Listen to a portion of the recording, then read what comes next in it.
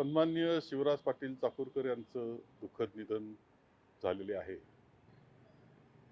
एक सत्शील अशा प्रकारचं प्रामाणिक, पारदर्शक असं एक नेतृत्व हरपलेलं आहे. देशातील लोकशाहीला ताकद देण्याचं काम त्यांनी केलं. काँग्रेसच्या विचारसरणीचा पाठिंबा दिला आणि तिला पुढे नेण्याचं काम त्यांनी केलं. ज्या पदावर त्यांनी काम केलं, ते राज्य पातळीला असेल किंवा देश पातळीला, केंद्रीय पातळीला असेल, ते अत्यंत सुंदर पद्धतीचं काम असंच त्यांचं वर्णन करावं लागेल. अ, ते विधानसभेचे अध्यक्ष होते, लोकसभेचे अध्यक्ष ते राहिले, देशाचे गृहमंत्री राहिले.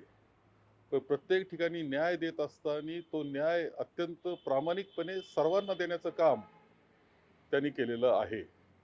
खरं त्यांचं व्यक्तिमत्व खूप जवळून पाहण्याची संधी मला मिळाली.